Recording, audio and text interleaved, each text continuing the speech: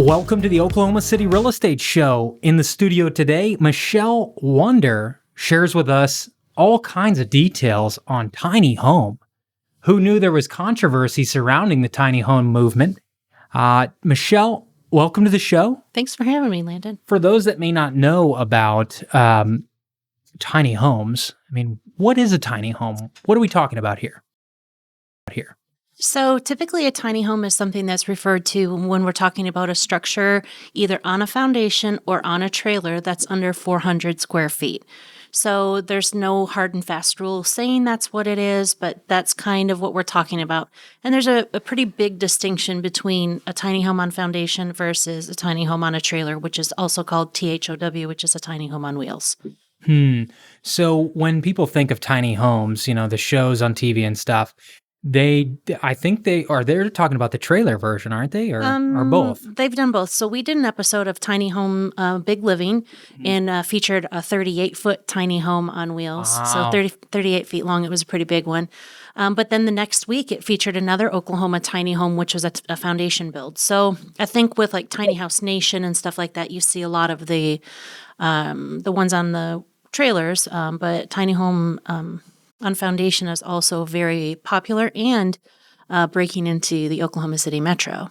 Now, what's the benefits to a tiny home? What's drawing people to them? I think a lot of it has to do with simpler living, not as much house to maintain. So the range of customers that I had was anywhere from the young millennials who are just starting out. They're used to a college dorm room. They don't have a ton of space. All they really need is their couch, their bed, a small bathroom, and a little bit of an area to cook. And on the converse side of that, I had a lot of retirees who wanted to downsize. That home that they had, worked their entire life for, they didn't want it and they didn't want to have to maintain it. And they knew that their kids didn't want all their stuff anyway. So they wanted to be able to travel and just kind of live simpler as they're aging, a lot less to maintain. Now, for those that may not know who you are, could you kind of give us a background on what you bring? What got you into tiny homes? What you're about? So what got me into tiny homes was just a love for the movement. So I started Tiny Homes of Oklahoma in September of 2016, I guess. And so we were the only builder in Oklahoma City. And let me say about that too, that there are quite a few regulations and things that you have to follow. So in Oklahoma, it's a little bit more difficult to build tiny homes as a dealer or as a manufacturer than it is in other states. But anyway, we were the only one in Oklahoma. And then I've worked with a couple of different nonprofits, one of them being Operation Tiny Home, which is a nonprofit that exists to build tiny homes for homeless veterans. And then a local nonprofit here in Oklahoma City that's called Pivot, that's building a tiny home village for homeless teenagers. So just kind of became the go-to tiny home person here in Oklahoma City. Now, walk me through the feeling of your business just had to close its doors in January. Mm-hmm. What happened there, and what was that about? So we made the decision to close based on a few different factors. So number one, I did mention there's quite a few regulations that you have to follow in Oklahoma City, in Oklahoma rather, to be a tiny home manufacturer or to sell tiny homes, to build them to sell. You have to be registered as an RV manufacturer and an RV dealer. You have to carry a pretty big general liability insurance. For us, we owned a truck that you got to be able to pull them. So there was DOT regulations there. There's just a lot of different regulations, and we felt like we were just feed to death. There were fees for everything. And so between that and the fact that tiny homes on wheels right now are not legal to live in Oklahoma City, they still aren't. And that, is an issue for several different reasons. Number one is code. The city code enforcement, they're worried about them being safe. And there's ways around that for sure. We hired a third-party company that would come in and to do an inspection while we're building, just like you would for a regular home. But that just hasn't really kind of cleared their radar at this time. So the question switched very rapidly from how much do they cost to where am I going to put this in Oklahoma City area? And I couldn't give anybody an answer. So my go-to answer for that was always, well, put an ad on Craigslist saying that you're looking for an RV host site, or, put something on Facebook asking, for any landowners if they're willing to host you and stuff like that. So it just turned into people can't live in them legally. And there's actually, I wouldn't call it a witch hunt, but I do have some friends that had their home within Oklahoma City limits and were approached by code and told them, you have 5 days to get this thing out of here because we know you're living in it, and get it out of here. And it wasn't just a matter of unhook it because, in the city of Oklahoma City, if you're not you can store an RV. The tiny homes on wheels are classified as TV, which is a towable vehicle, which is kind of in the class of an RV. And you're allowed to have them in your driveway and stuff, but if they see tiny home, they're telling them they have to not just unhook it, but move it. And if not, they would shut off their utilities within 5 days. So just all kinds of legal issues that just they've not budged since I started kind of trying to create a relationship with some of those folks down there. And there's just been no movement at all in the 2 years that I was trying.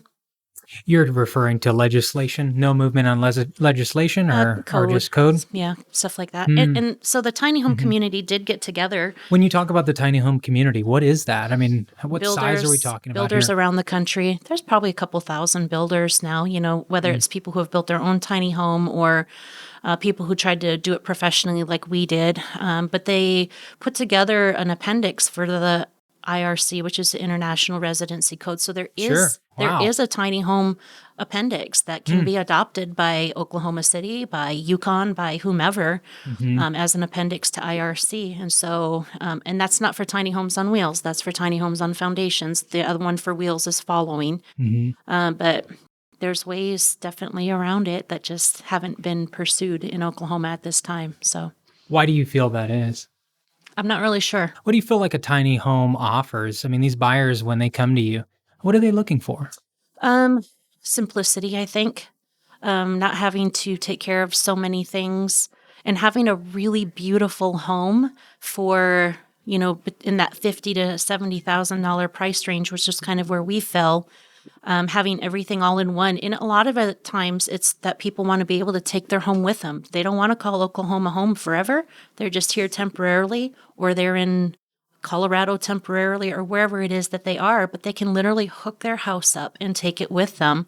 And, you go to different housing markets like San Francisco and, the Colorado, some of those housing markets, the housing prices are insane. You're talking $1 million for a 1,500 square foot fixer-upper, and now you've got this option that's completely paid for. You paid 50 to how many ever thousand for it, and we're able to pay it off quickly, if not pay cash. And it's this incredible option for people to be able to, people who wouldn't be able to afford to have a home, in this $1 million market, to have their own space. And again, we did what I felt like were maybe a little bit more upper end tiny homes with really beautiful finishes and kind of everything that they needed right there in that one little Which you would argue was very safe. Absolutely, yeah. Sure. And again, we had all of our trades. So our plumbing and electrical work was done by licensed guys. It was all inspected, and so there was really from my perspective, no reason for them to not be integrated into the Oklahoma City community. But so your dream, per se, was to create an alternative option for people that were buying homes in Oklahoma City and in central Oklahoma. And you started a business to do that. Correct. And you got a culture following. I mean, you had the resources employed. And through lack of availability for people to park these and actually use them, you then were forced out of business. That's what it sounds like. And I mean, we made that decision, as the money only goes so far when you've got, capital, it runs out. And so just was time to make that call. And, it wasn't an easy call to make, but that's that was necessary for us at that time. And luckily I had something else to kind of roll into in the tiny home world. So I did that at the time, but that was the hope and that was the goal. And the hope was also to have tiny home villages around Oklahoma City, even if it wasn't in the heart of the city, which, there's a development downtown that had approached me, and we were going to be working with them to bring tiny homes on wheels downtown. And it just took a little bit longer than what I had availability to wait. But the original dream was to have the tiny home villages around and to be able to have a few homes and spots within those villages to help homeless veterans and the homeless teens, these kids that age out of the foster care system and have nowhere to go. And have, maybe a nonprofit tied in with that to be able to mentor them and, get them back on their feet and back into, for the vets, back into, drawing them out of their homes and stuff like that to be able to function again. And because there's a lot of, the vets with PTSD who just hunker down, and that's life at that point for them. And so that was the heart behind it. Didn't turn out the way that we wanted to, but again, with other people around the country having kind of those same hopes and dreams, we're seeing it happen. And I think it will happen in Oklahoma and Oklahoma City. It's just going to be a little bit longer time frame than what I had available to me with the funding that I had. So if somebody wants to take this tiny home and pull it off the trailer and put it on a foundation, what about that? No. So the way that we built them, once that house was on a trailer, it's always on that trailer because of the way that we attached them to it to make sure that when you're going 55, 60 down the road, it doesn't ever come off. So and I wouldn't be surprised to see innovation happen within the next couple of years where tiny home builders do that, where you can take it off in maybe kind of a shipping container. Because that's what Oklahoma City said, that's okay then. I mean, I'm not schooled on the tiny home concept. They're what they're okay with, or what they've just approved for Pivot, is tiny homes on foundations. So just a traditional build, just small, which is 400 square feet and under. Correct. And those ones are 14 by 20 that Pivot is doing. And so what's that come in at? 280 square feet. So now Pivot is a nonprofit organization aimed at ending homelessness. For teenagers, yeah. Oh, wow. I mean, I when I was a teenager, I worried about what jeans I was going to wear that day and stuff like that. I never had homelessness as an issue. And so that's what Pivot does. They intervene with homeless teens, and they provide them really a 360 approach for their well-being, for their mental, for their physical health. And part of that is having a warm place to live, right? That they can call their own, and really help them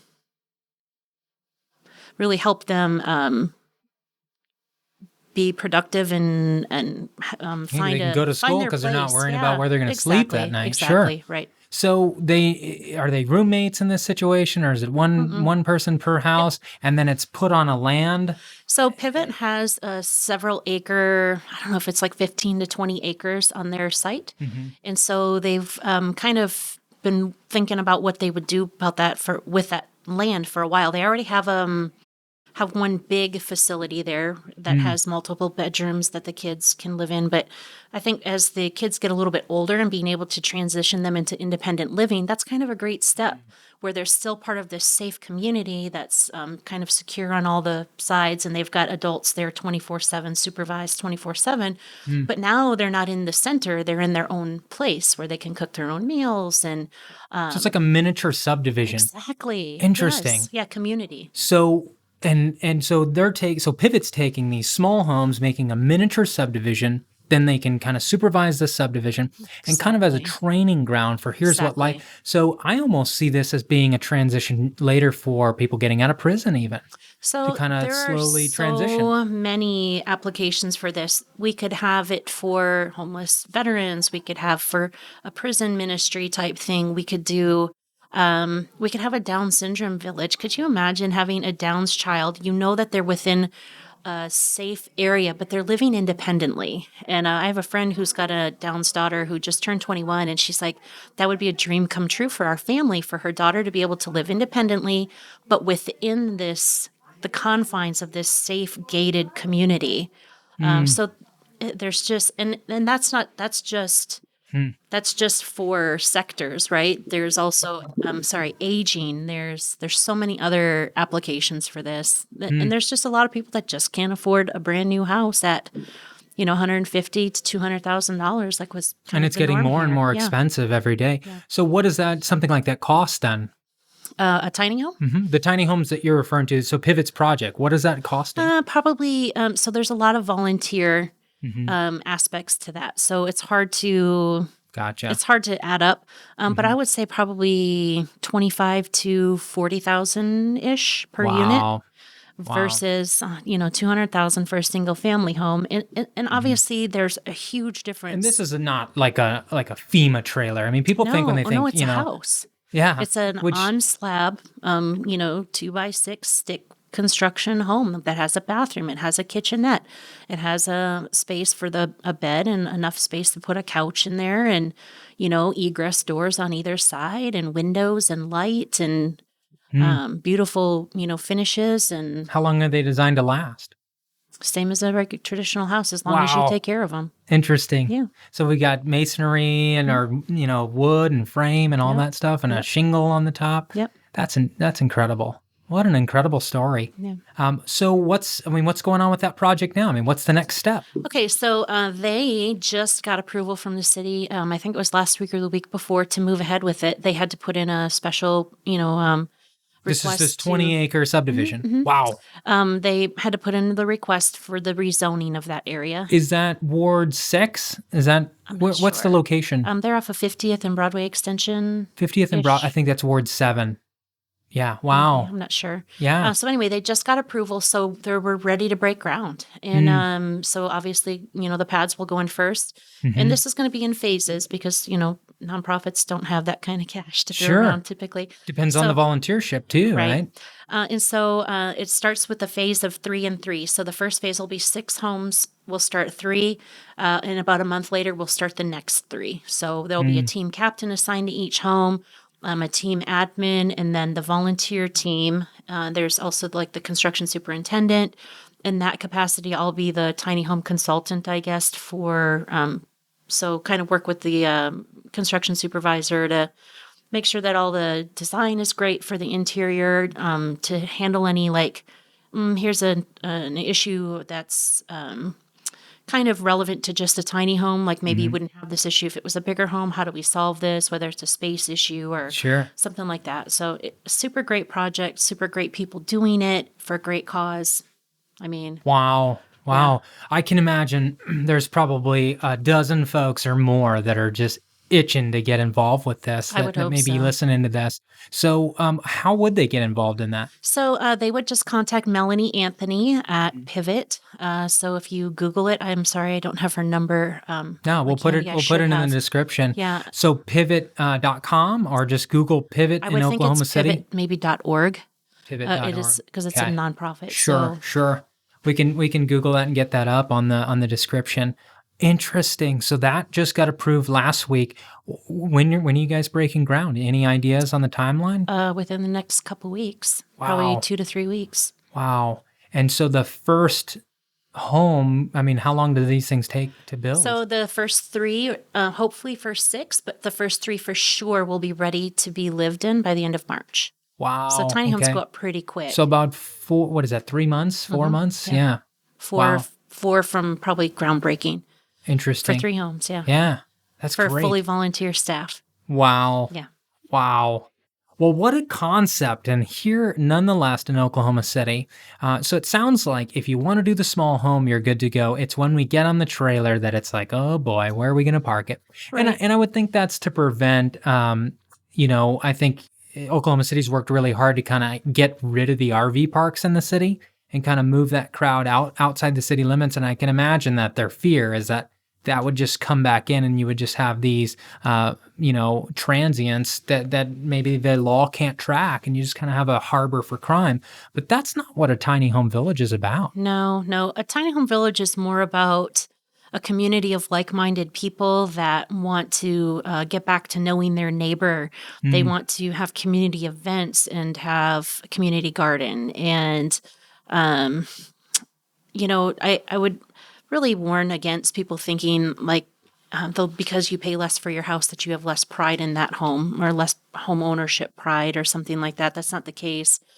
From the tiny home and the tiny home villages that I've seen, people are actually a lot more inclined to take care of them because number one, there's a lot less to take care of, and Hmm. number two, because tiny homes, it's such a niche that people are so interested in it that the Mm. people in that community are super excited about their homes and they're super Mm. excited to show their homes off. And there's really I would think or from my opinion and from my perspective, there's quite a bit of pride in home ownership for these younger kids, even to be able to be like, I'm 21 and I own my own house. So, That's and right. it's paid for. That's right. So they're pretty proud of that and Mm. take pretty good care of them. So, Well, Michelle, we're about out of time here. Thanks for your time with yeah, us. thanks so much. If there's one thing that you had to say to the folks that maybe are looking at it going, I don't ever want those things in my city, what would that be?